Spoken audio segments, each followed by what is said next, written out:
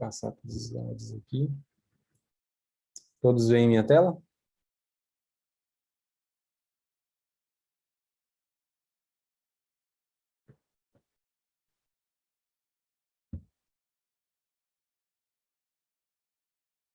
Ok. Bom, pessoal, mais uma vez, boa noite. Mais uma vez, desculpa o atraso. Hoje, as nossas atividades aqui são relativamente simples. Eu vou executar os comandos com vocês aqui para a gente fazer a nossa variant call com arquivos FASTA. Basicamente, ontem a gente viu como fazer a variant call usando lá os nossos arquivos. Não, na verdade, não foi uma variant call, né? Foi só uma visualização da nossa associação biológica, usando os nossos arquivos VCF, que já estavam prontos para a gente fazer a nossa visualização, a nossa plotagem. Hoje é um passo que é anterior ao que a gente executou ontem, porém, esse passo de hoje ele é uma maneira muito mais simples do que o anterior ao que a gente executou ontem, porque o que a gente executou ontem foi com variantes humanas e o genoma humano é muito maior do que o genoma do vírus. Então, é uma introdução. Desculpa os slides aqui, eles não estão bons porque eu ainda estou adaptando o PDF para esses slides aqui, então me perdoem a extensão do texto. Eu não vou ler todo esse texto, eu vou falar só as coisas que são mais importantes. Então, a gente falou da associação biológica entre fenótipos e genótipo. A gente, na semana passada, introduziu a noção de programação, a instalação de programas, e hoje a gente vai basicamente estender a noção de um arquivo texto que pode armazenar informação sobre sequência biológica. O primeiro arquivo que a gente vai avaliar hoje é o arquivo FASTA. O arquivo FASTA ele armazena a sequência de DNA no formato de um texto. Vocês têm familiaridade com o arquivo FASTA?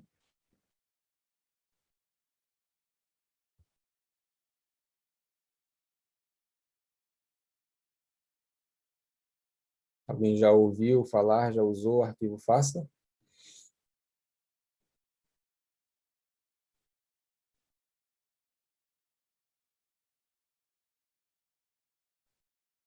Ok, o Danilo está falando que já estudou, mas nunca trabalhou. Ótimo, então, para a gente poder ver o que é esse arquivo e como usar ele aqui, né, na nossa identificação de variantes.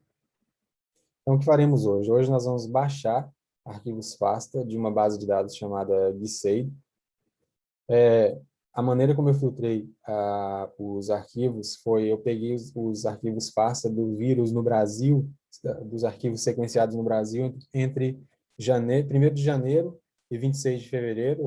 Na verdade, eu fiz isso aqui, acho que foi no dia 28 de fevereiro, porque essa foi basicamente a data aproximada do início da circulação dessas novas variantes no Brasil, principalmente no Brasil, né, mas eu acho que já estava circulando no Reino Unido e na África do Sul. A gente vai baixar 317 sequências, no caso do Brasil. A nossa pipeline é basicamente alinhar essas sequências a um genoma de referência, comparar e identificar as variantes e depois produzir os arquivos de alinhamento e os arquivos contendo o identificador das variantes, ou os identificadores das variantes. Então, o que é um arquivo FASTA? É basicamente essa figura que eu mostro. Desculpa incomodá-lo. Não sei se a pergunta cabe agora. Todas as sequências que estão sendo feitas nos diversos institutos de pesquisa, elas necessariamente vão sendo acumuladas na base que a gente vai acessar ou não? A gente não vai estar acessando todas? Olha, essa base ela é muito usada, eu diria, vou chutar um número aqui, possivelmente 80, 70 ou até 90% do que se sequencia no mundo está nessa base de dados.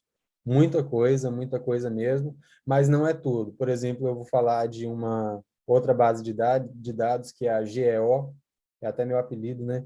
É a Gene Expression Omnibus, que armazena, ao invés de sequências FASTA, que são sequências que já foram identificadas, a palavra em inglês é assembling, que já foram mergidas e representam uma sequência bem fiel do que é o genoma do vírus.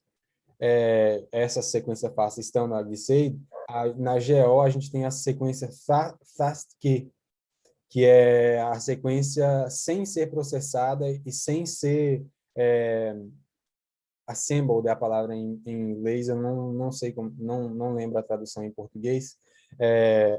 Nessa outra base de dados, a GO, a gente tem outros tipos de sequência. Então, eu diria que, sim, uma grande quantidade do que é sequenciado no mundo está na GSAID, mas existem outras bases de dados. Um exemplo é o Gene Expression Omnibus.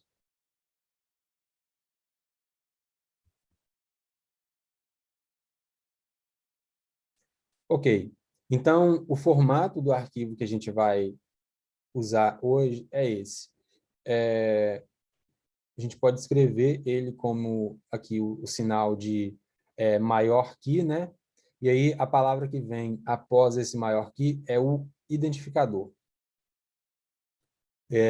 Também usa a palavra em inglês header, que é cabeçalho, né? Ou cabeça do arquivo, cabeça da sequência. Então, o arquivo FASTA vai ser sempre descrito assim, como um sinal maior que, um nome, que é o identificador do arquivo FASTA, e a sequência propriamente dita, que no caso aí é a sequência de bases de nitrogenadas de DNA ou de RNA. No caso do vírus, ele é um vírus de RNA, só que não sei se as tecnologias de sequenciamento sequenciam DNA, mas uma das abordagens para sequenciar o material do vírus é transformar ele em cDNA, e aí você consegue basicamente tratar a sequência do vírus como uma sequência de DNA ao invés de RNA. Então, veja outra coisa interessante, que aqui nessa sequência a gente tem, na verdade, 3 identificadores. Então, a gente tem aqui 3 sequências FASTA. Então, eu chamo isso de um arquivo FASTA total, e onde eu tenho 3 sequências diferentes, que são as minhas sequências FASTA. Eu vou discutir isso em mais detalhes mais à frente com vocês. Então, explicando a pipeline, a gente vai identificar os nossos polimorfismos de DNA e a gente vai definir o protocolo computacional para a gente fazer essa identificação de variantes genéticas. Como eu falei, espero que tenha ficado bem claro para vocês, esse processo, essa pipeline, é chamado de variant call, ou chamada de variantes, que eu traduzi como identificação de variantes. A gente vai fazer essa variant call usando arquivos FASTA, um arquivo FASTA de referência que contém o genoma do vírus, e vamos identificar as variantes usando outras ferramentas, como SumTools, BCF Tools, para extrair a sequência genética, aliás, os polimorfismos genéticos de cada uma das sequências FASTA.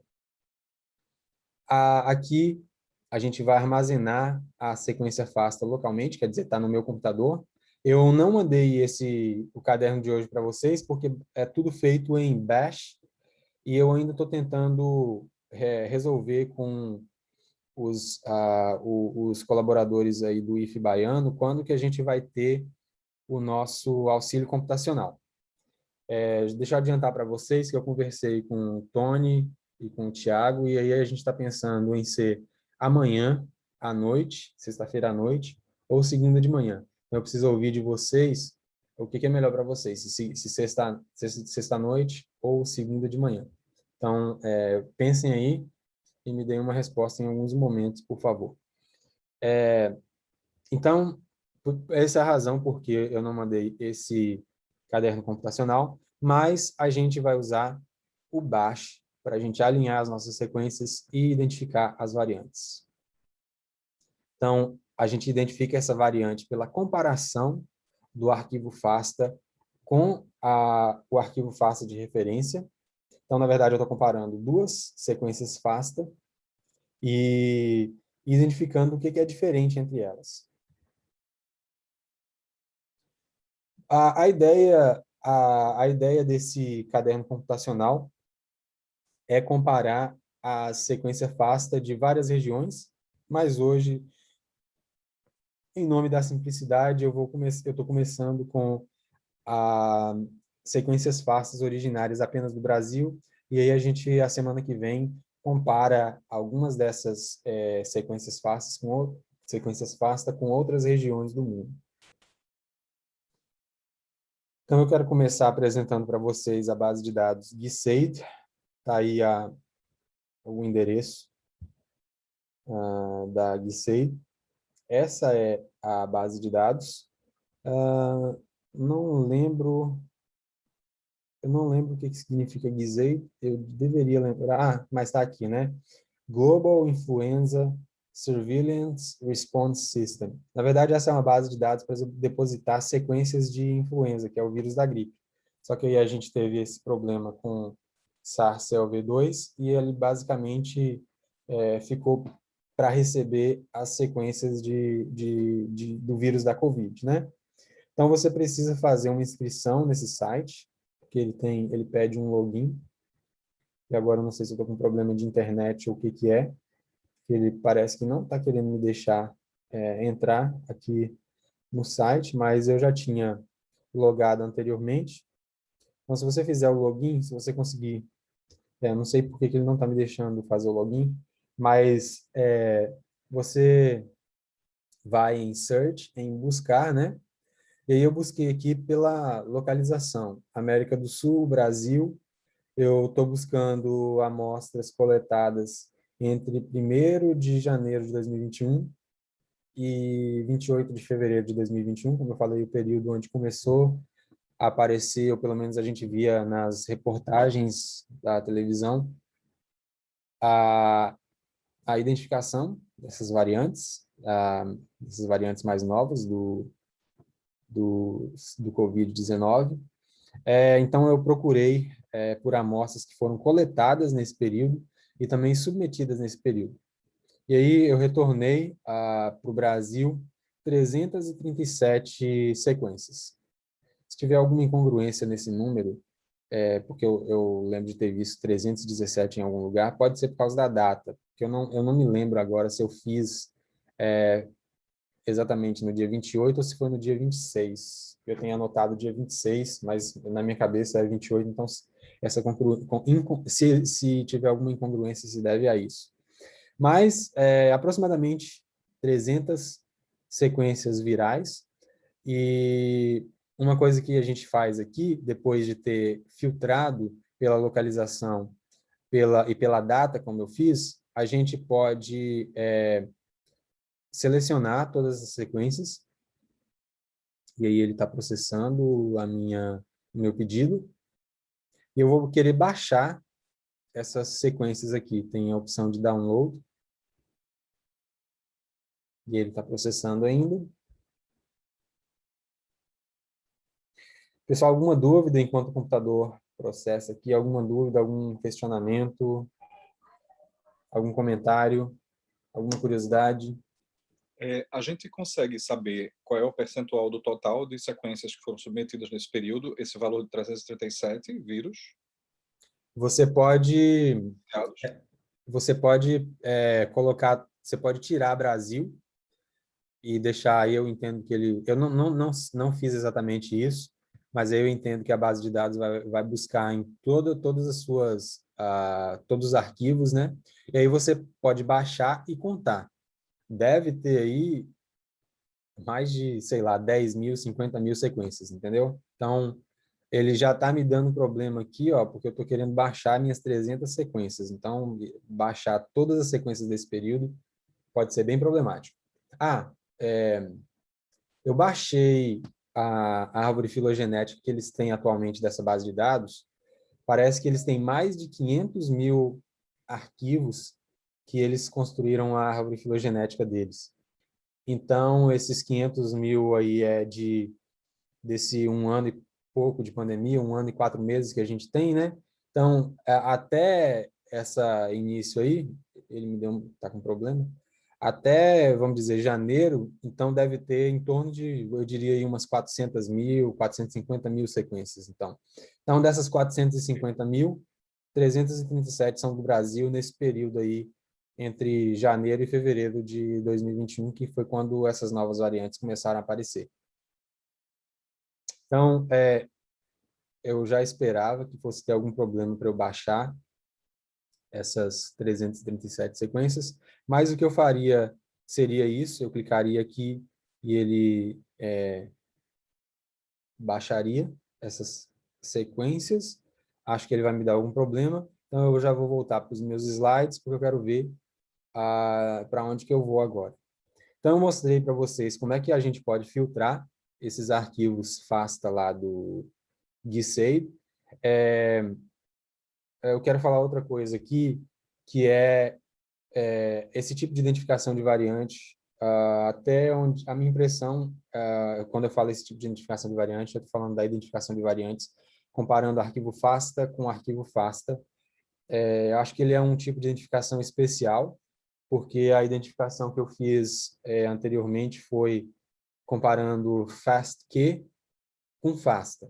Então, até foi um pouco difícil para mim achar uma pipeline onde alinhava FASTA com FASTA, mas eu acabei achando, eu acabei vendo que é possível fazer esse tipo de alinhamento e isso foi até bem conveniente para mim, porque é muito mais simples do que alinhar as sequências FASTQ de humanas lá, né? Então, essa identificação usando arquivos FASTQ, a gente vai fazer no caderno computacional número 6. Aliás, eu faço no caderno computacional número 6, mas a gente não vai chegar a entrar nessa parte aqui. Os arquivos FASTQ podem ser analisados diretamente dessa base de dados que eu falei aí, a GEO, a Gene Expression Omnibus. A vantagem dessa GEO, ou da GEO, em comparação com o GSAID, é que se eu usar uma pipeline que baixa os dados do Gene Expression Omnibus, eu posso fazer sem precisar armazenar os arquivos localmente.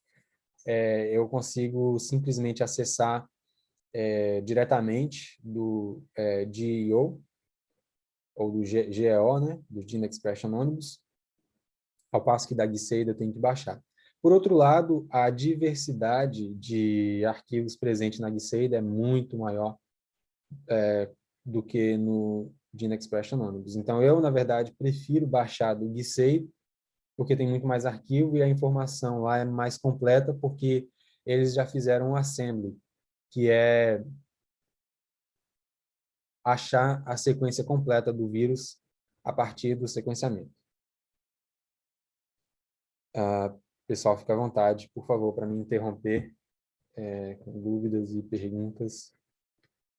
Eu, na verdade, prefiro que vocês me interrompam e perguntem o quanto quiserem. Outra coisa que é muito importante é submeter um script a um servidor computacional, porque pode ser possível que os arquivos com os quais você está trabalhando sejam muito pesados. Então, você não vai ficar armazenando tudo no seu computador local, e aí as universidades, em geral, oferecem supercomputadores que a gente pode usar para armazenar e para processar esses dados. Eu sei que na UFV, lá em Viçosa, tem supercomputador. Não sei se a UFSB tem. Alguém tem essa informação? Algum de vocês trabalha com supercomputador? Trabalha com um servidor computacional? Sim, eu uso da Federal de Viçosa, que é o Júpiter, né? Júpiter, isso mesmo. Você usa Linux lá? Sim. Você faz esse tipo de variant call? Você já fez variant call? Eu nunca fiz, professor. Você trabalha com o quê, Danilo? Então, eu sou doutorando, né? Orientando do professor Cláudio Mafra, e estou trabalhando estou começando agora, estou no segundo semestre de doutorado em biologia molecular animal. Então, provavelmente eu vou trabalhar com toxina botulínica, Ah, tá. mas eu ainda não entrei em laboratório, ainda estou construindo, né, a metodologia. Tem, eu acredito que identificação de variantes, eu não sei como é que chama a proteína? A bactéria? Clostridium botulinum. Eu Clostridium acredito que... botulinum. A minha ideia inicial seria trabalhar com marcador molecular da toxina, ou da Clostridium botulinum para diagnóstico de intoxicação pela toxina, né? Entendi. Eu imagino que a interação da toxina com proteínas humanas possa envolver variantes. Não sei. Não sei como pode encaixar a identificação de variantes num projeto envolvendo Clostridium, mas eu sei que variante em Clostridium, como em qualquer outro micro-organismo, é uma coisa bem importante, né? Perfeito. Pois é, eu estou falando isso porque eu acho que tem um outro pessoal aí de Viçosa que tem algum interesse em variant call de COVID.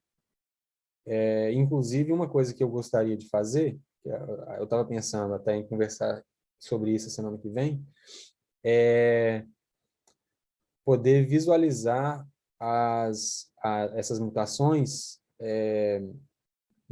usando um site. Então, escrever um, esse script aqui, disponibilizar esse script, onde uma pessoa possa submeter os seus arquivos FASTA e aí a gente conseguir retornar para ela a visualização dos VCFs. E a semana que vem a gente vai entrar na parte de visualização. A visualização vai ser basicamente um heatmap e agrupamento hierárquico, né? A visualização. Mas aí eu estava pensando em pedir a ajuda, talvez, de quem tivesse interesse, obviamente, né? Para a gente escrever um script de poder visualizar essas mutações, os VCFs, como uma árvore filogenética. Eu estou pensando como fazer isso, e aí, se a gente conseguir escrever, eu acredito que a gente consiga publicar numa revista, nem que seja só uma revista brasileira, e aí as pessoas vão conseguir submeter os seus arquivos FASTA e visualizar as árvores filogenéticas, por exemplo. Aí, inicialmente, a gente começa dando uma olhada aí nos arquivos de COVID, mas a gente pode pensar em visualizar talvez mais tarde cepas bacterianas e outras cepas mais, né? Mas aí são ideias para o futuro. Mas uma possível maneira de a gente começar a pensar nisso é todo esse material, esse material que eu estou dividindo aqui com vocês. Ótimo. Eu posso até, se você quiser, como eu estou tendo aula já terceiro semestre seguido de bioinformática com o Tiago Mendes, eu não sei se você conhece o professor Tiago Mendes. Eu já ouvi falar dele. Pronto, porque o professor Tiago Mendes atualmente ele é o coordenador de bioquímica aplicada, da pós de bioquímica aplicada, Uhum. e inclusive ele desenvolveu, estava dando até entrevista essa semana na mídia, porque eles desenvolveram um teste molecular de diagnóstico, Ah, eu né, vi isso. está sendo muito comentado lá na Federal de Viçosa, e talvez ele possa indicar algumas pessoas ou também me orientar nesse sentido para, enfim, acho que abre espaço sim para conversa, professor. Ótimo, ótimo. Então, vamos prosseguir aqui para a gente entender as bases dessa pipeline aqui e conseguir visualizar na semana que vem e ver como que a gente desenvolve essas ideias. Então, essa parte é para submeter ao servidor. Eu não sei como é que submete aí no Jupyter da UFV, mas me interessa muito saber e ver isso com mais detalhes, mas a gente vai conversando sobre isso. Então, o primeiro passo que eu vou falar aqui com vocês é definir as pastas de trabalho e a pasta onde vai se localizar o genoma de referência. Deixa eu ver se está melhor explicado aqui. Tá, eu acho que esse slide está melhor para entender isso. Então, criando as pastas de análise. Desculpa, está em inglês ainda, pessoal.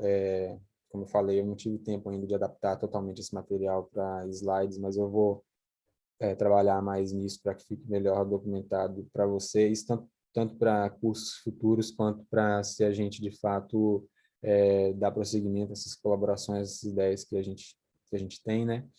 Então, esse primeiro passo é a criação das pastas onde eu vou armazenar os meus arquivos de interesse. Então, essa primeira pasta aí, ó, FASTA Reference File, é a minha pasta onde eu vou armazenar a minha sequência FASTA de referência.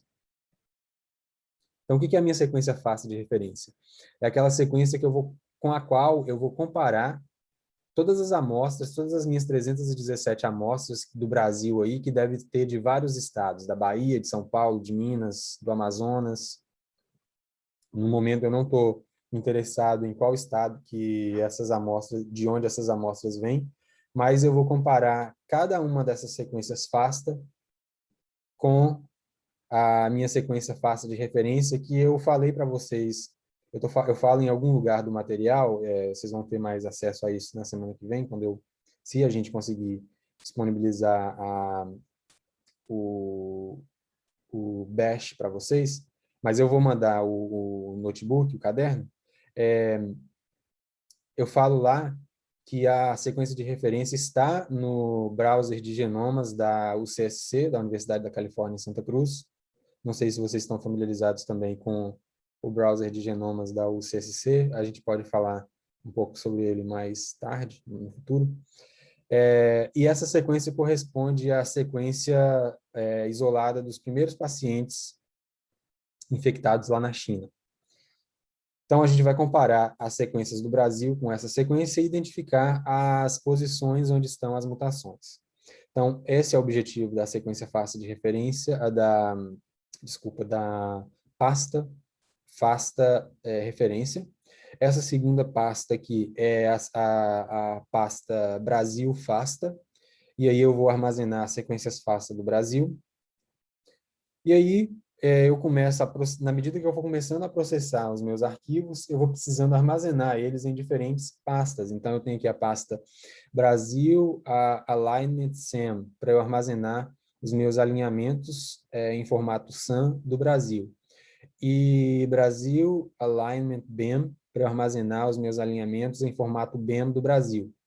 E depois, já começando a identificar as minhas variantes, eu tenho a pasta Brasil BCF, que toda vez não toda vez, mas no caso do BEM e do BCF, esse B é porque é um arquivo binário, ele é um arquivo menor que os outros arquivos, ou supostamente menor, para ocupar menos espaço e usar menos memória computacional. Então, esse arquivo Brasil BCF é um arquivo binário que contém as variantes. Lembrem de ontem que o arquivo VCF, que na verdade é a próxima pasta, que vai armazenar os arquivos VCF do Brasil, VCF quer dizer Variant Call Format, quer dizer o formato que armazena as variantes. No caso aqui, as variantes SNPs, e no próximo caso, eu tenho o meu Brasil VCF Indel para o armazenamento de indels, né? De inserções ou deleções de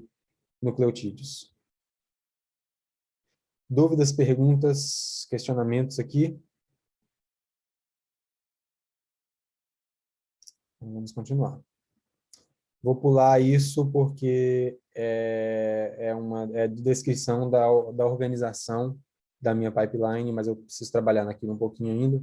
Então, é só aqui uma ideia geral do que é a pipeline. Então, eu vou indexar, eu vou falar para vocês já o que é indexar, o meu arquivo FASTA de referência, aquele que é originário lá da China, né? Depois eu vou alinhar as minhas sequências FASTA, e aí após eu vou comparar as minhas sequências FASTA de cada região do Brasil com a FASTA de lá da China, e aí eu vou conseguir identificar as variantes, e eu vou extrair e exportar essas variantes para os arquivos VCF e BCF lá, contendo SNPs e indels, e no final a gente vai fazer um cálculo das frequências de genótipos ou de alelos, para a gente ter uma noção de quantos desses arquivos tinham, por exemplo, a variante B177, ou um dos nucleotídeos da variante B177 no final. Gente, eu vou pedir licença para vocês agora por um minuto, porque eu estou sozinho em casa, sem a minha esposa e o meu filho está lá na sala, eu preciso dar uma olhada de como que ele está lá. Enquanto vocês pensam nessa noção da pipeline aqui, nesses passos, e a gente já prossegue em um minuto. Pode ser?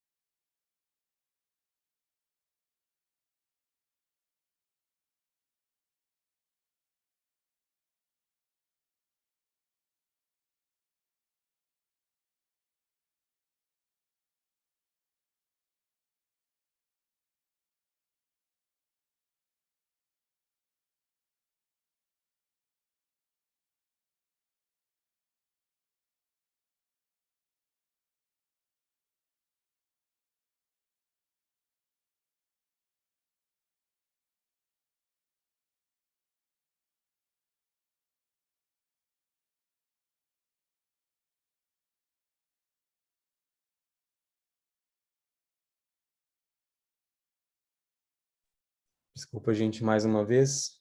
Tá tudo certo lá? Ele está vendo o desenho. Vocês têm alguma pergunta aqui sobre a noção, a ideia geral da pipeline?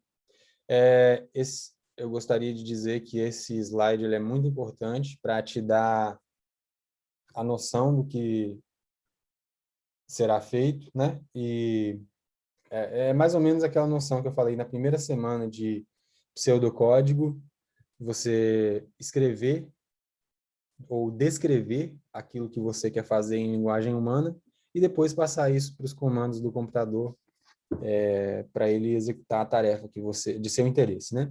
Então, questões, dúvidas aqui?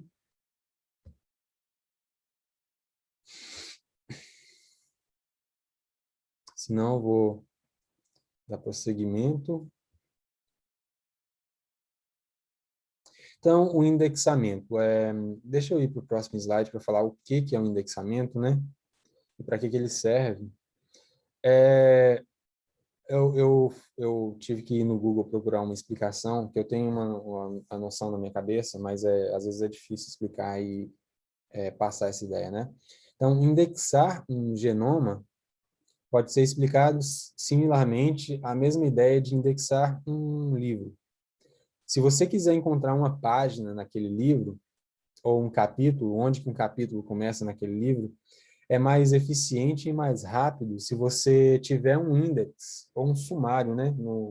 A palavra em português é sumário também. No começo do livro, onde você possa ver onde que é aquela página, onde que aquele capítulo começa. Isso é mais fácil do que você ir procurar aquela localização simplesmente folheando o livro.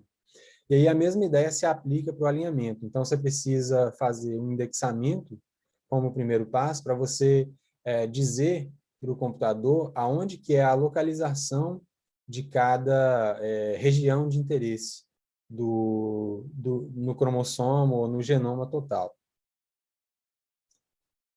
Então, o indexamento permite que você tenha essa noção, ou que você, na verdade, você passa essa noção para o computador, né? Você escreve isso, o programa é que entende, e aí você pode poupar tempo e memória. Aí, no caso desse artigo que eu li, ele falou para ir olhar o vídeo do YouTube dessa pessoa aqui, o Ben Langer-Meads, Ben Lang-Meads, mas eu não olhei não, mas estão aqui as referências de onde que eu li isso e também o vídeo dessa pessoa aí que eu não entrei para ver. Então, essa é a ideia essa é a serventia do indexamento.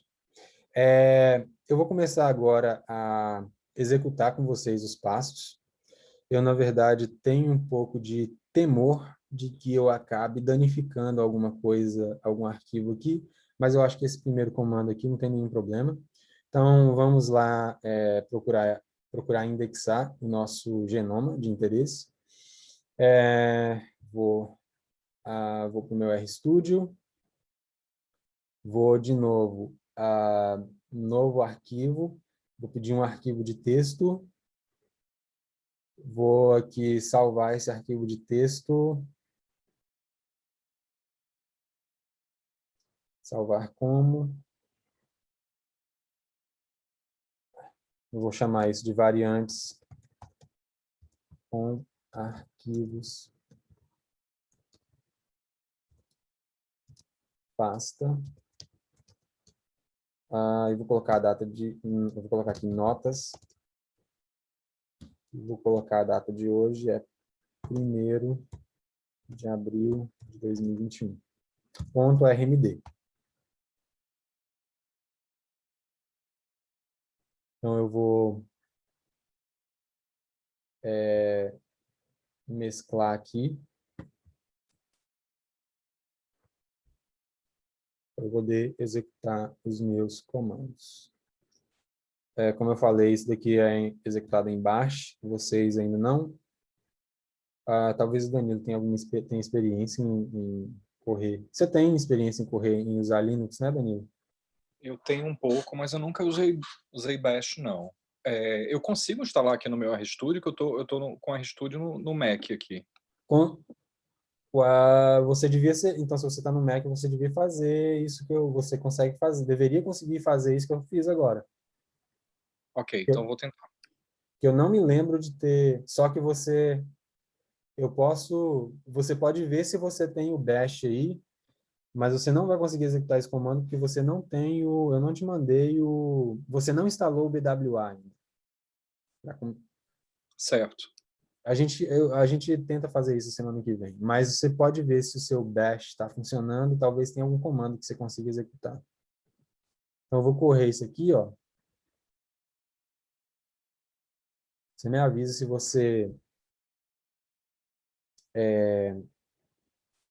o seu bash está funcionando aí. Ok. Uma coisa que você pode fazer você pode digitar esse comando aqui, ó, ls, quer dizer listar, você deve saber, né? E ver se ele lista alguma coisa. Sim. Ok. Ele listou aí para você? Ele está abrindo o RStudio ainda. Ah, tá. Pois é, então eu corri aqui, na verdade eu indexei o meu arquivo FASTA, e agora eu já tenho o index, o índice, né? Deixa eu ver uma coisa aqui, ele está ele tá nessa pasta, deixa eu ver se eu consigo listar o que tem dentro dessa pasta. Deixa eu colocar aqui para ficar documentado para mais tarde. Então, indexando, usando BWA, indexando arquivo FASTA, usando BWA. Aí eu vou fazer um segundo chunk,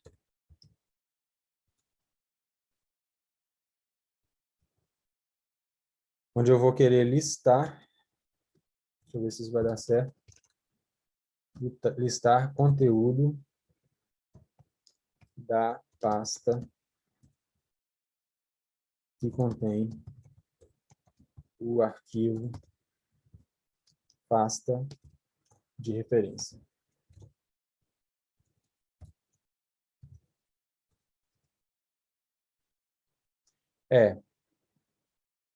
Ótimo. Então, esses são os arquivos que são produzidos pelo comando que eu acabei de executar. Esse daqui é o meu arquivo FASTA, que eu possivelmente na semana que vem envio para vocês. Se tiver alguma necessidade ou urgência para tentar correr esses comandos aqui, eu posso mandar amanhã mesmo, tá, Danilo? Se você conseguir usar o seu bash aí no RStudio. Esse aqui é o meu arquivo FASTA original. Isso aqui é a mesma coisa, mas eu não lembro por que que ele está salvo com esse nome. E esses aqui são os arquivos que são produzidos por esse comando aqui, pelo BWA. Então, esse daqui, se não me falha a memória, é exatamente o índice que eu estava falando agora há pouco. Então, recapitulando, todos esses arquivos estão dentro da minha pasta FASTA Reference File, que é onde está o meu arquivo FASTA original. Professor, eu consegui abrir aqui, ele permite que eu coloque Crunch em Bash, sim, já aceitou aqui. Você conseguiu listar? Eu vou listar agora. ls, vamos ver.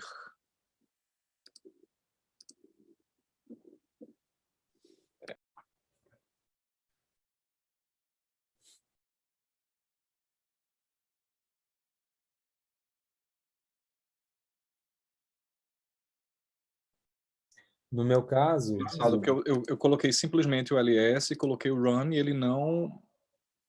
ele listou algumas coisas. Não, ele listou só os arquivos, os meus diretórios. mas isso quer dizer que está funcionando, então você consegue fazer essa análise aqui. Então, ótimo. Tá, Se eu soubesse, eu tinha até te mandado os arquivos que precisa para isso aqui. Então, vou procurar mandar até amanhã, tá? beleza. Então, mas vamos adiante, porque pelo menos hoje a gente consegue familiarizar com essa pipeline. Já falei de para que serve o indexamento. A gente, em teoria, eu já baixei os arquivos FASTA com vocês, né? Já mostrei como é que baixa lá no GSAID. Uma coisa que precisa fazer agora se vocês lembrarem, o arquivo FASTA, ele contém o arquivo que eu baixei lá, que eu filtrei para 1º de janeiro até 28 de fevereiro, contém arquivos de várias regiões do Brasil, várias cidades, vários estados e tal, tudo dentro de um arquivo só. Então, por isso que eu preciso baixar e dividir o arquivo FASTA. Então, é como se eu precisasse quebrar esse arquivo FASTA em cada um dos seus componentes. Então, eu tive que baixar esse outro programa aqui, ó, Split FASTA. Eu não lembro se esse Split FASTA é lá da UCSC, mas quando for a hora de ensinar vocês a instalar, eu vou procurar me lembrar. Mas o que esse programa faz é exatamente isso. Ele pega, tá vendo que eu salvei lá com o Brasil e o período, um período que eu filtrei lá os arquivos FASTA. Então, ele vai quebrar o arquivo FASTA, que contém todos os arquivos do Brasil, ele vai quebrar em arquivos FASTAs independentes. Por que eu preciso isso?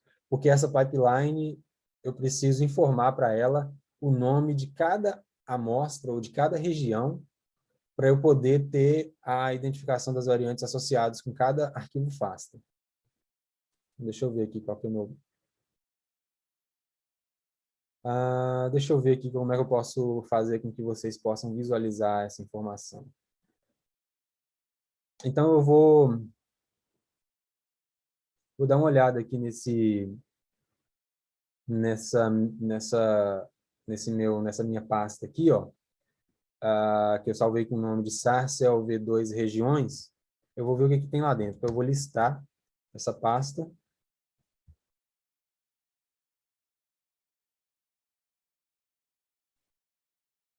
Escrever aqui, listar conteúdo de... Agora, eu não sei por quê. Deixa eu ver uma coisa aqui. Eu não sei porque ele está me dando poucas...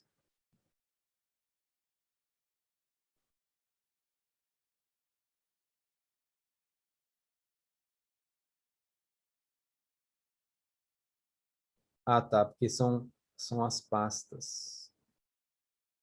Isso, lembrei. É porque nessa pasta SARS-CoV-2 regiões, eu armazeno uma pasta que vai conter cada um dos pedaços do arquivo FASTA original que eu acabei de baixar. Então, veja que dentro dessa pasta eu tenho aqui, ó, 337 arquivos, porque eu quebrei os meus arquivos FASTA em 337 pedaços das diversas regiões do Brasil que submeteram esse sequenciamento. Eu vou fechar isso aqui, porque eu não sei se eu vou precisar voltar ali.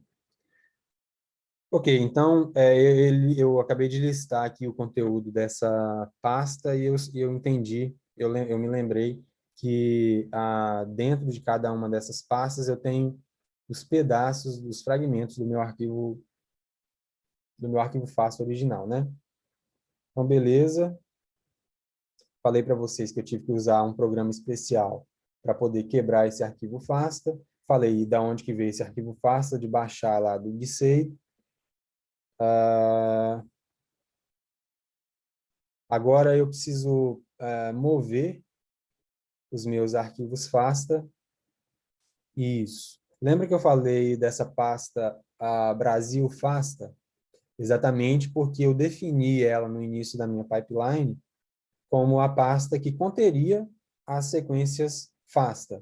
Então, por isso que eu preciso mover os meus arquivos FASTA, que eu acabei de quebrar, que estavam contidos aqui, que eu acabei de mostrar para vocês. Eu estou movendo eles, na verdade, esse comando aqui, cp, está copiando os meus arquivos FASTA da minha pasta, onde eu tinha fragmentado eles, para a minha pasta Brasil FASTA. Na verdade, não está dando para ver direito aqui, né? Peço desculpas aí por isso. Que eu defini anteriormente na minha pipeline como a pasta que vai conter os arquivos FASTA. E aí agora o que eu preciso isso que eu vou fazer com vocês, o que eu preciso é de uma lista de todos os meus arquivos FASTA. Para que eu preciso dessa lista? Porque quando a gente chegar na minha for loop, que é onde eu vou alinhar os meus arquivos, eu vou alinhar cada um desses arquivos com base no nome deles. Então, essa parte aqui, ó, CD, para minha pasta Brasil FASTA, CD, lembrando, é Change Directory. Então, eu vou executar esse comando aqui com vocês. Como é que eu vou chamar isso? Eu vou chamar isso de criar lista de arquivos FASTA. Então, como é que eu vou fazer? Eu vou inserir o meu bash. Eu vou change directory para minha pasta Brasil FASTA.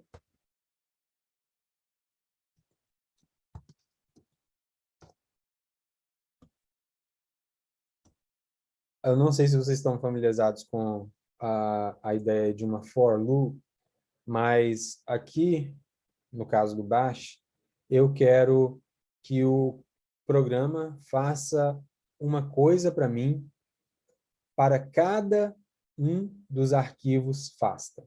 Então, uma maneira de tentar traduzir isso para a linguagem humana é: para cada arquivo numa lista, na verdade, para cada arquivo dentro dessa pasta Brasil FASTA, para cada arquivo aí,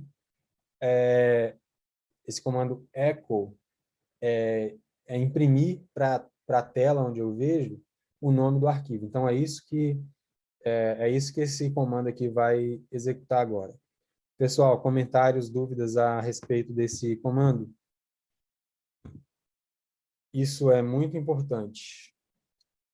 Não sei que experiência vocês têm com programação, com Linux, com Python ou qual linguagem que seja, e essa noção é muito importante. Por favor, perguntem, por favor, comentem. Então, essa primeira linha, vou até escrever aqui, vou comentar, change directory, ou mude o diretório, né? A pasta. Em outras palavras, vá para a referida pasta. Vou colocar assim para deixar o mais claro possível para todo mundo. E aí, para cada...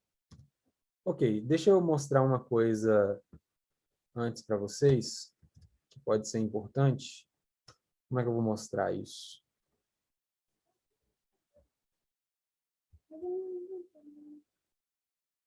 Peraí, filho. Só um momento, pessoal, que eu tenho que atender o meu filho aqui.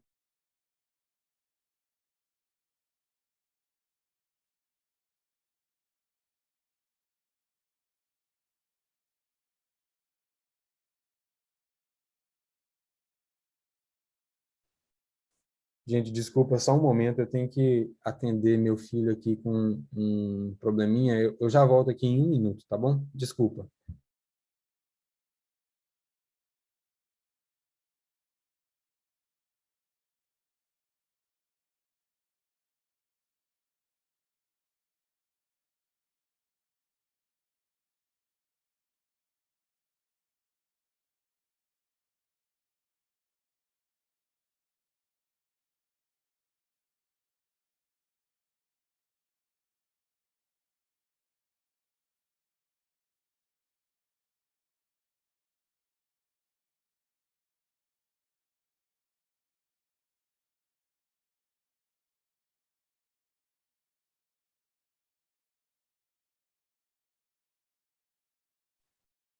Gente, me desculpa mesmo, mas eu tô sozinho em casa com meu filho e aí ele não sabe mexer na televisão e eu precisei ajudar. Me perdoe. Então, eu estava aqui tentando mostrar para vocês que esse comando cd para a pasta Brasil Fasta, eu estou, na verdade, indo para dentro daquela pasta. E aí, uma vez que eu estou dentro daquela pasta, eu estou executando esse comando aí, ó, for I in Brazil. E o que isso está fazendo é, para cada i que tem o nome contendo a palavra Brasil, então veja que aqui essa é a lista de todos os arquivos que estão dentro dessa pasta. Tem 337 arquivos aqui. O maior número que a gente tem aqui é 337, tá certo? Então, para cada i que contém a palavra Brasil, faça ou do echo o meu i. Então, para cada coisa que contém a palavra Brasil, imprima essa coisa. E aí, termina. Done. Então, eu vou escrever esse comando aqui. For I in Brazil. Asterisco do echo I. Done. E aí, se eu correr isso aqui, ele vai me dar exatamente o resultado que está ali à direita, que é a lista dos 317 ou 337 arquivos. Então, eu vou para o próximo slide. Desculpa, dúvidas, comentários, sugestões?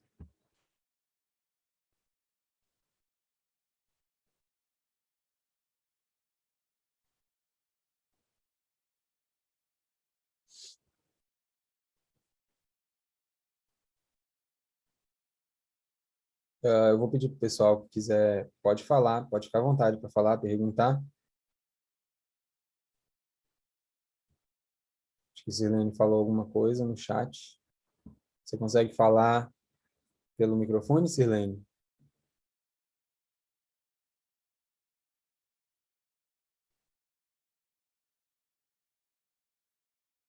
Oi, Gil. Boa noite. Boa noite. Não, eu só queria saber se teria como ficar maior aqui para a gente poder ver os slides para acompanhar, não sei, porque eu estava vendo pelo celular, agora eu estou no notebook aqui. Bom, eu aumentei a tela aí do slide à direita. mas é porque como eu estou dividindo a tela, eu preciso mostrar, ah, eu quero mostrar como é que corre o código e eu preciso da minha referência nos slides, né? Ah, tá. Mas eu aumentei aqui um pouquinho. Tá Tomara bom, que, obrigada. espero que consiga melhorar a visualização. Então, ok. A gente já tem mais ou menos 1 hora de curso. Acho que a gente pode prosseguir, né? Então, agora eu vou contar o número de arquivos FASTA na pasta do Brasil. Então, a maneira como eu faço isso é simplesmente usando o pipe, que eu já falei para vocês. Falei ontem, do pipe, que é esse caractere aí. E já falei também do comando WCL, que é Word Count, número de linhas. Então, se eu executar esse comando, ele vai contar quantos arquivos eu tenho na minha pasta, na pasta do Brasil. Vou colocar aqui e contar o número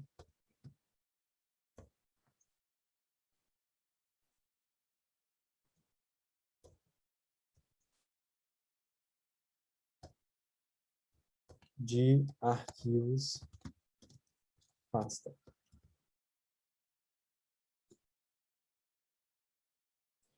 E aí, eu vou para o próximo passo, que é, de fato, criar a lista com todos os arquivos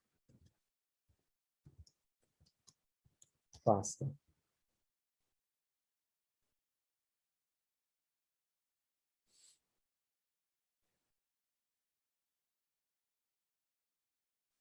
Então, eu vou precisar ir para a pasta Brasil pasta.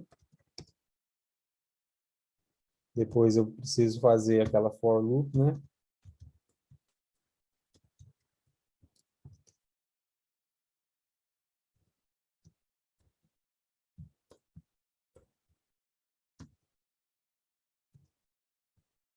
Peço ele para imprimir.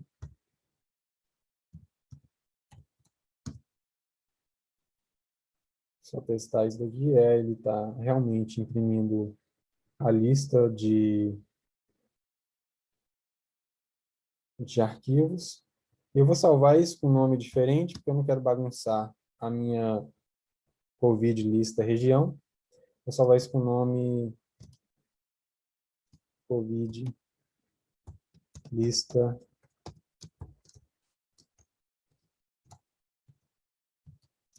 teste. .txt.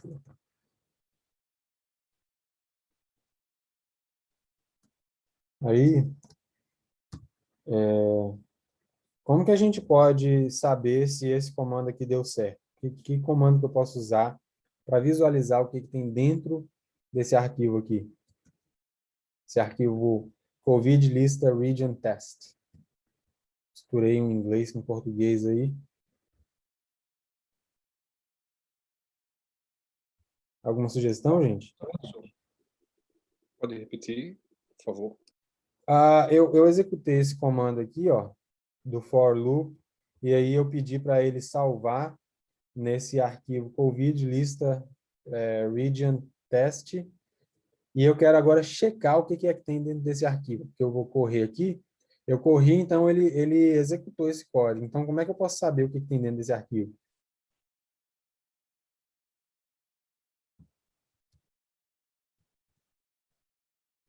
Uma vez que eu esteja dentro da pasta Brasil Fasta, eu posso pedir um head desse arquivo.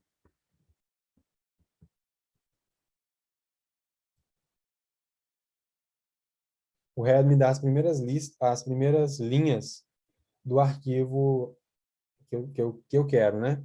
Então, ele está me dizendo que as primeiras linhas desse arquivo são lá, Brasil, 1, 10, 100, 101, 102, 103 e assim sucessivamente, mostrando que essas aqui cada uma das sequências FASTA que eu quebrei lá do meu arquivo FASTA inicial.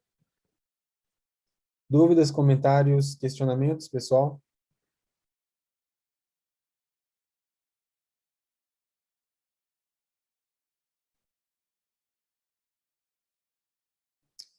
Então, agora a gente chega na parte do alinhamento numa for loop. Como eu falei, a noção de for loop é você pedir para o computador fazer uma coisa baseado em um número definido de vezes. E no nosso caso aqui, o número definido de vezes que eu vou pedir para o computador fazer alguma coisa é baseado no número de arquivos FASTA que estão presentes na minha lista, que eu acabei de criar, nessa COVID list region.txt. Eu chamei aqui de COVID lista region test.txt. Deixa eu só colocar aqui o que eu estou fazendo. Eu estou pedindo para visualizar as primeiras linhas do arquivo contendo os nomes dos arquivos FASTA. Então, agora a gente chega no ponto mais importante da nossa aula, que é, de fato, a pipeline onde a gente pega cada um dos arquivos FASTA e alinha.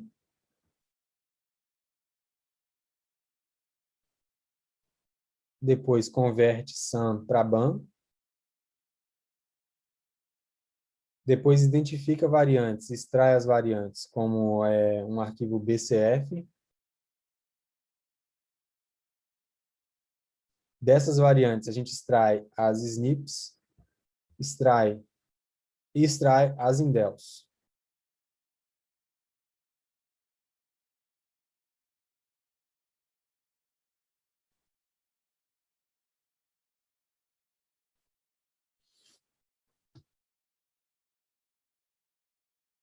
Só tem uma coisa errada. Deixa eu dar uma olhada aqui.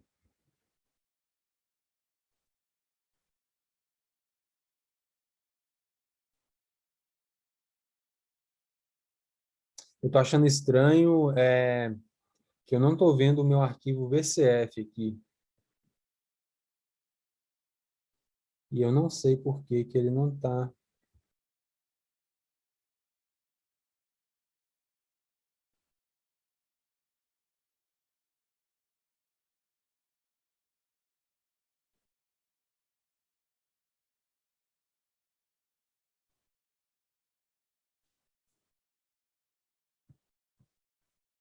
Ah, desculpa. Na verdade, ele tá pegando o arquivo BCF, nos dois casos, tanto da SNP quanto das indels, e está produzindo o arquivo VCF. Fiz uma pequena confusão. Então, ok. Cheguei no meu alinhamento usando a for loop. Deixa eu colocar aqui a linha... Na verdade, isso é uma variant call usando... Pessoal, quantas vezes o computador vai fazer um alinhamento aqui?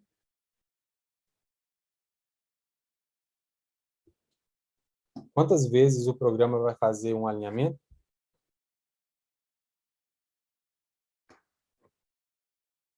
Alguém sabe me dizer?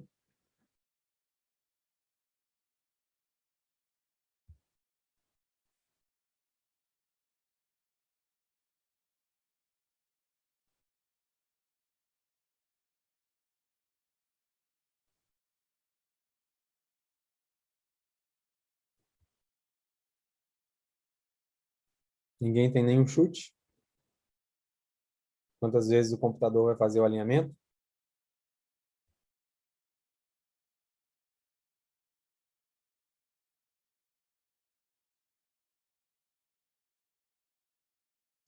Isso não é definido por você? Sim, mas aonde que eu defino isso?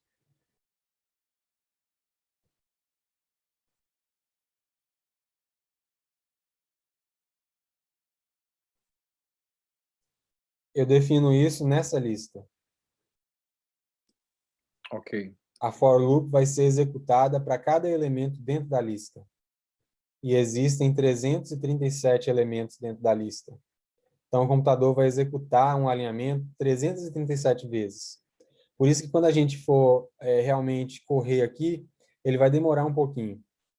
Por isso que ele ia demorar um pouco mais se a gente fosse fazer o Brasil, a África do Sul e o Reino Unido. Então, deixa eu adiantar aqui. Então, eu vou fazer o meu for loop para cada arquivo FASTA. Egeu, Oi, eu achei que seria 360. 337. Se você falou 360 amostras, não sei. Não, eu falei 337. É que eu estou assimilando com o início aqui da aula. Acho que eu confundi. Ah, tá. Então, para cada arquivo FASTA nessa lista, e a maneira que eu codifico para ele olhar dentro da lista, usando esse comando cat.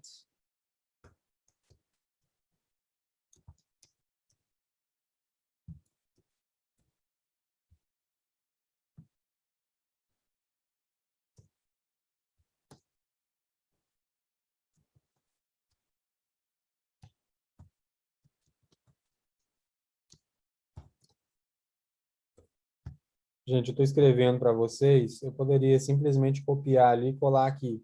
Só que lembra que eu falei que aprender isso daqui é a mesma coisa que aprender uma língua? Então, quando a gente aprendeu a falar, a gente repetia tudo que o pai e a mãe falavam, né? Ou as pessoas que já falavam português à nossa volta. Eu falei para vocês, quando eu fui aprender inglês, eu não tinha imediatamente dinheiro para pagar um curso de inglês. Então, a primeira coisa que eu fiz foi decorar dicionário. Então, isso aqui, hoje em dia, é como eu decoro o dicionário. É reescrever, é, reescrever o código que eu acho, né?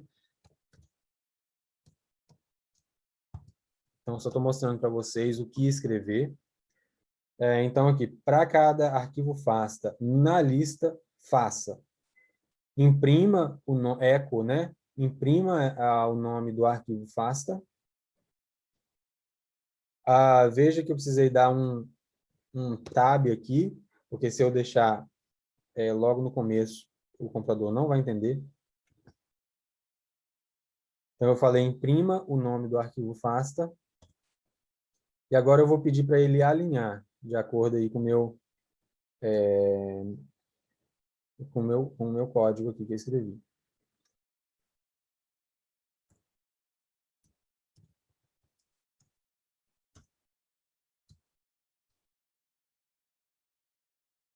Então, ele vai alinhar. No meu caso, eu vou usar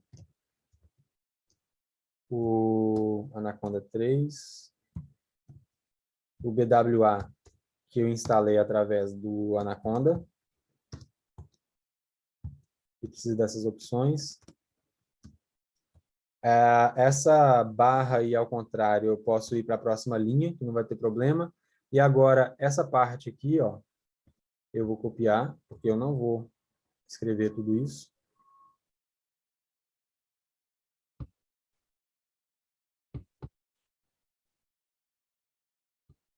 E agora eu especifico o meu arquivo FASTA de referência. E aí eu acabei de descobrir por que que ele salvou com esse nome. Aparentemente eu que dei esse nome aí em algum momento do passado, que eu não me lembro. Então eu vou colocar aqui a minha pasta, onde está o meu arquivo FASTA de referência.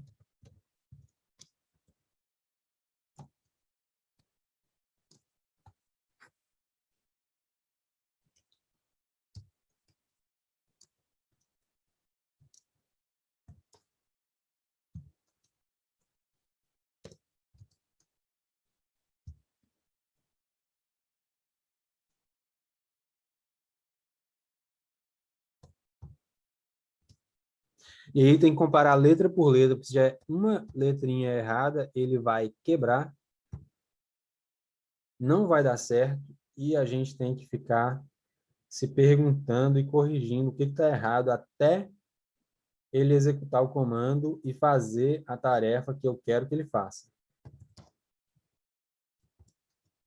Como eu já testei isso daqui muito,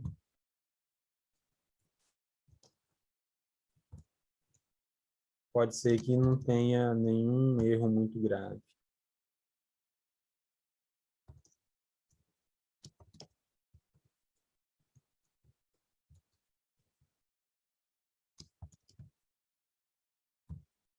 Aqui agora ele vai, essa linha aí exatamente, ela está dizendo para onde que ele vai mandar o arquivo que ele está alinhando.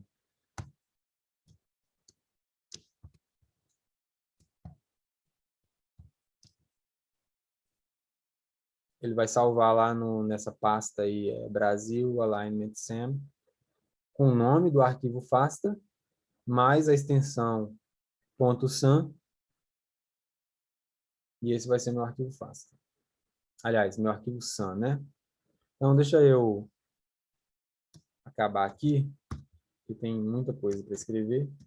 Infelizmente, esse é um dos segredos, gente, de aprender a programar. Felizmente ou infelizmente, eu inicialmente apenas copiava e colava os códigos, só que eu vi uma pessoa que sabe mais do que eu falando que copiar, ao invés de simplesmente copiar e colar, copiar à mão é melhor, então eu vou pelo menos ensinar um pouco disso para vocês, né? Então, o Sum Tools agora,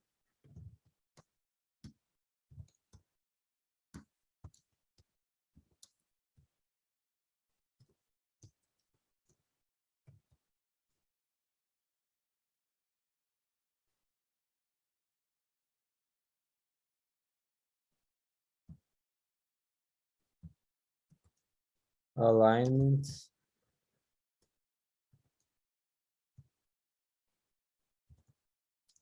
underscore sim,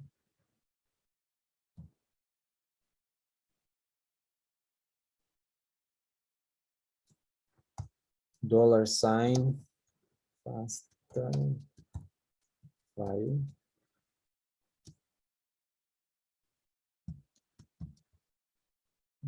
.sim.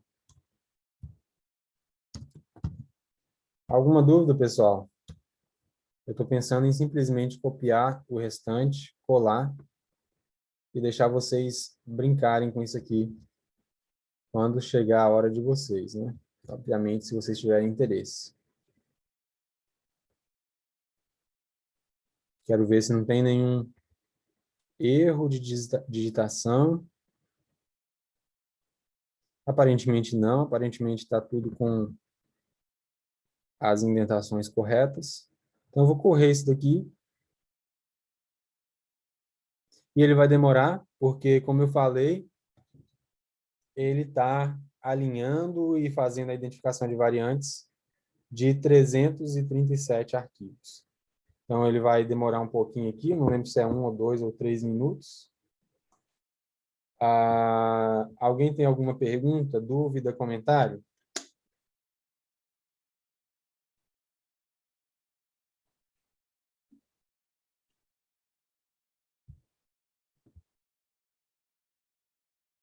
Todo mundo entendeu tudo?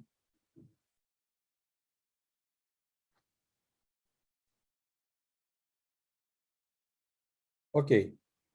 Esse daqui é meio que o cerne da pipeline, porque aqui a gente está alinhando e fazendo a identificação das variantes. Então, ele terminou e me deu aí um output para cada um dos arquivos. Ele fez isso 337 vezes.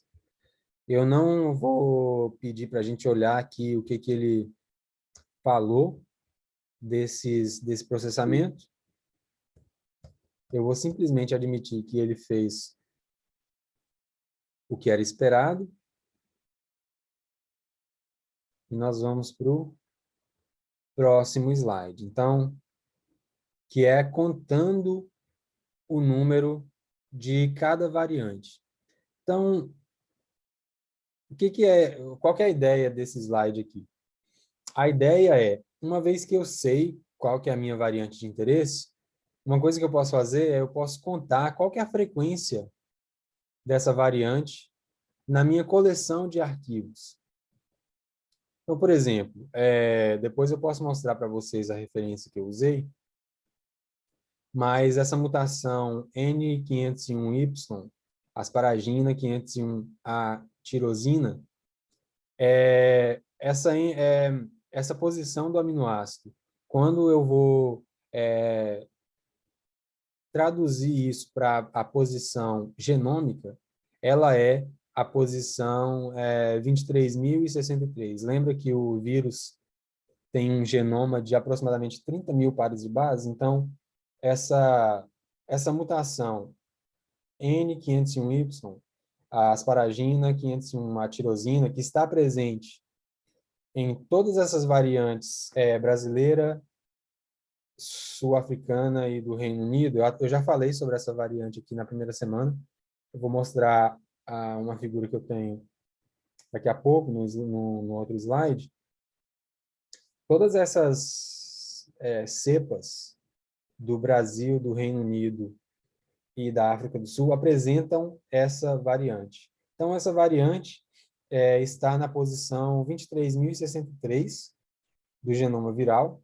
E o que esse comando vai fazer, basicamente, é o comando grep, acompanhado de pipe e wc linha, word count hífen linha. Ele vai, grep, a palavra é pegar. Ele pega quantas vezes aparece essa mutação no arquivo VCF, ou no caso aqui, como eu estou na minha pasta Brasil VCF SNP, quantas vezes essa mutação aparece em cada um dos 337 arquivos que estão dentro dessa pasta. Então, aqui, esse comando ele vai contar quantas vezes aparece essa mutação. E aí, como eu já sei que existe um total de 337 arquivos do Brasil, eu vi que em 171 desses arquivos aparece essa variante. Então, eu posso fazer uma estimação de uma forma muito grosseira que nessa época, aí de janeiro até final de fevereiro, mais ou menos 50% das amostras coletadas no Brasil já contém essa variante. Se eu souber de outra variante, por exemplo, essa P681H, eu não me lembro exatamente qual vantagem que confere para o vírus, mas ela já estava aparecendo aí, vamos dizer, sei lá, 10%, não é 10%, né? Talvez 5%, em 5% das amostras. Então, se essa variante ela começa a aparecer nessa época, pode ser que vamos dizer, entre fevereiro e março, entre fevereiro e agora, a frequência dessa variante possa ter aumentado aí no Brasil. Então, a maneira que eu tenho de avaliar essa mudança nas frequências é fazendo esse tipo de análise. Então, uma coisa que eu não fiz e que a gente poderia fazer, por exemplo, a semana que vem, eu não sei se a gente vai conseguir fazer, porque eu preciso de tempo para escrever o programa que vai fazer isso.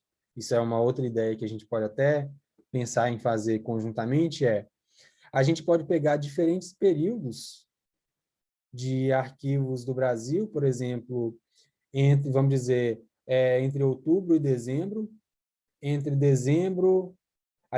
janeiro e fevereiro, depois entre março e abril, e ver como é que varia as frequências dessas mutações, para a gente saber se, por exemplo, essa mutação aqui está aumentando provavelmente deve estar, né? Então, se eu pegasse aqui o período entre outubro e dezembro, talvez essa frequência não fosse 50%, fosse, sei lá, 20%, fosse 10%.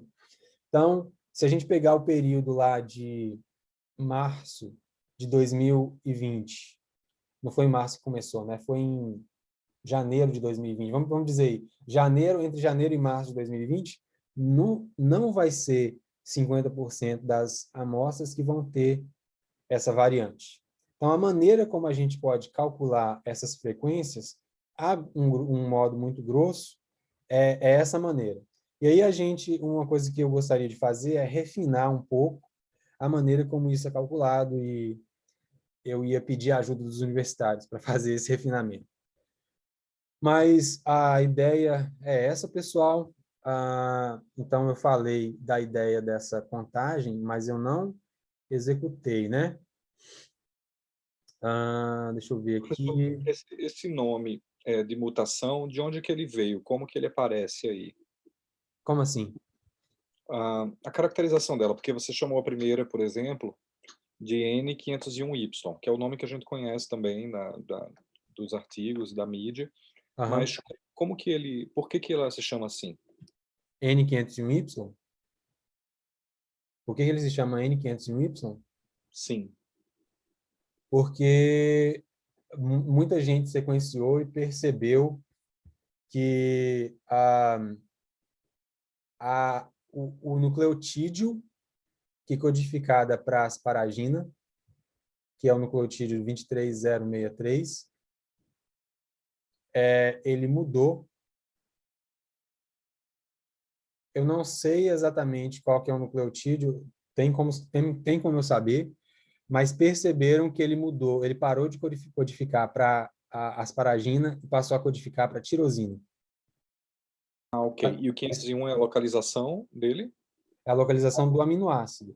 Do aminoácido, certo. Isso. E dentro dessa ideia que você comentou de fazer uma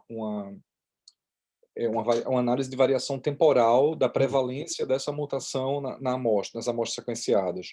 Do Brasil, por exemplo. No Brasil, será que a gente conseguiria, será que era difícil fazer um script que, na verdade, listasse para a gente essa variação de diversas mutações porque eu imagino que se a gente compara, né, a prevalência de diversas mutações, identifica que determinada mutação teve uma variação de prevalência de maneira positiva maior, a gente poderia talvez trabalhar com a hipótese de que aquela mutação ela é mais adaptada, né? Ou seja, Exatamente. é mais transmissível, e aí a gente Isso. vai identificando as mutações que prevalecem, né? Essa Exatamente. comparação temporal entre diversas mutações ao longo do tempo, em períodos diferentes, aliás, que nos dá esse resultado ao longo do tempo, é difícil fazer isso para uma quantidade muito grande de mutações? No caso aí, cada mutação vai ser identificada dessa maneira aqui, ó. Bom, essa é a maneira mais simples que eu sei de fazer, é a maneira que eu consigo fazer, mas aí a gente consegue fazer aqui 10, 20, 100 mutações.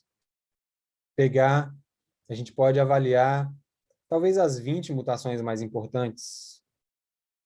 Você acha que 20 é um número razoável? Quantas que têm sido identificadas, para se ter uma ideia? Eu não tenho noção de exatamente quantas. Bom, na nossa corte de 317, essa pergunta é muito interessante.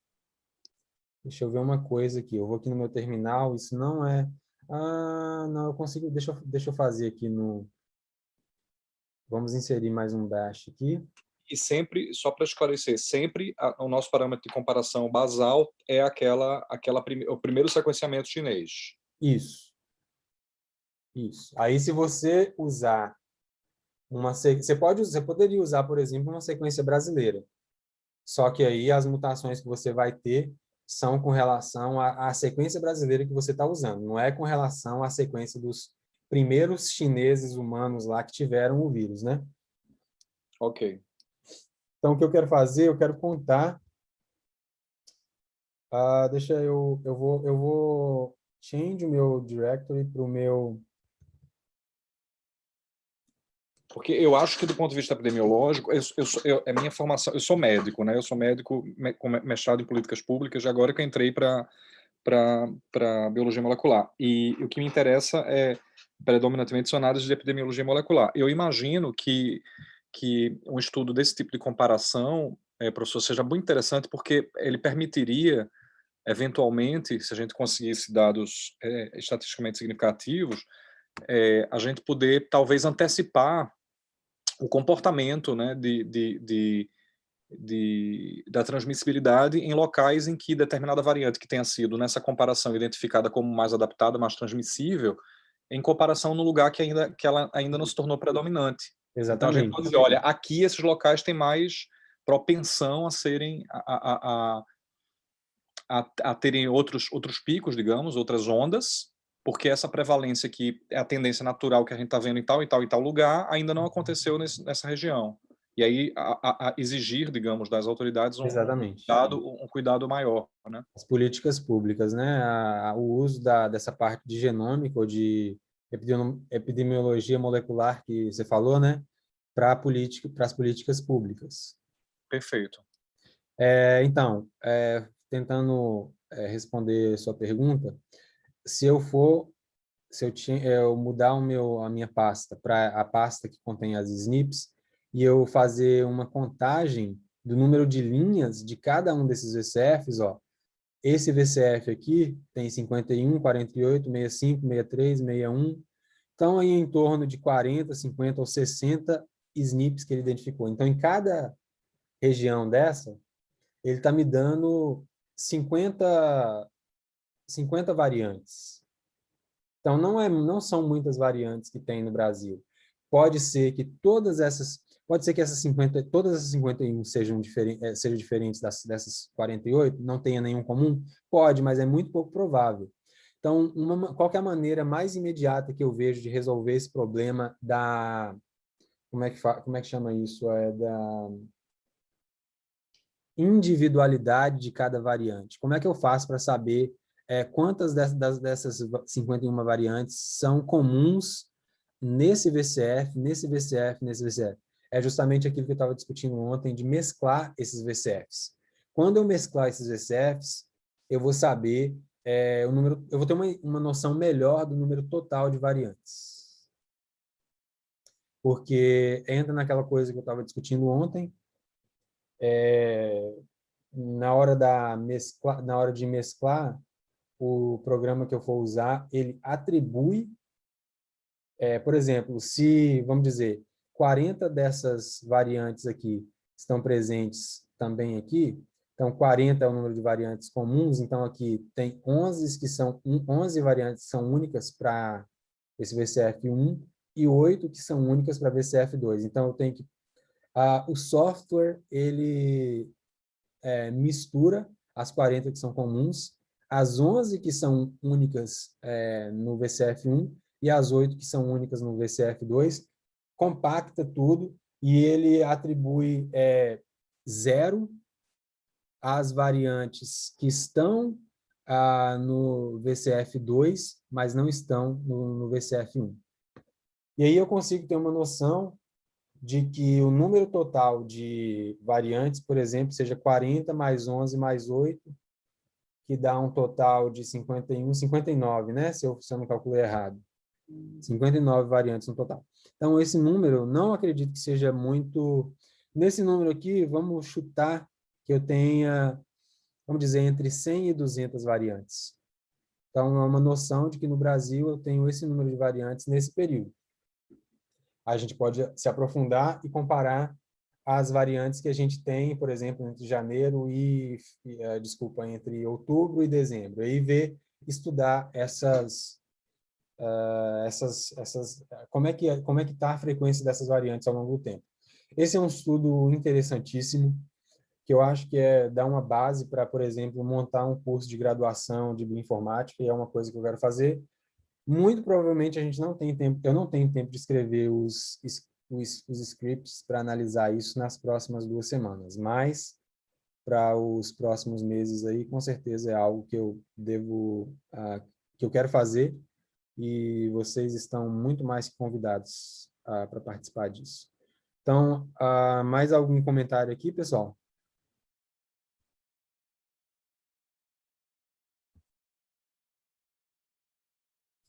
Perfeito, então. Então, na verdade, eu ia executar esse comando aqui, o comando grep, mas como acho que a gente discutiu bastante, ficou meio que claro o que que ele faz, a gente volta nele a semana que vem, se for necessário, ou amanhã, né? Agora deixa eu passar para essa parte que é muito importante, que é a visualização das interações intermoleculares que explicam a maior afinidade entre a proteína viral e a proteína do receptor humano, né? E é isso que explica a maior infectividade, é isso que explica, por exemplo, o salto interespecífico, né? Para o vírus poder infectar não apenas o morcego, que é o hospedeiro definitivo, mas infectar o hospedeiro intermediário, que é o mamífero chinês lá, o pangolim, e poder passar a infectar humanos, justamente por causa dessa instabilidade que tem em alguns desses dos nucleotídeos que codificam para os aminoácidos das proteínas. E aí eu estou querendo mostrar aqui para vocês que essa mutação N501Y, a asparagina mutada para tirosina. Então, em A está aí a asparagina, né? A SN501. Em B, ela foi mutada para tirosina e todas as variantes, essas mais que têm uma infectividade maior, apresentam essa mutação. E simplesmente isso é devido a uma maior possibilidade da formação de interações polares entre os átomos que formam esse resíduo de aminoácido aí. Está sendo mostrado aí, né, nesses pontilhados amarelo e rosa, né? Aqui no vírus selvagem, a gente só tinha uma possibilidade de interação da tirosina humana com a asparagina viral. A tirosina humana apresenta mais possibilidade de interação com a agora tirosina viral. Então, vários lugares, várias bases na sequência genômica do vírus apresentam esse tipo de variação, e essa é a base para a gente precisar estudar e identificar variantes genéticas desse vírus. Eu já falei tudo que eu precisava falar sobre essa figura.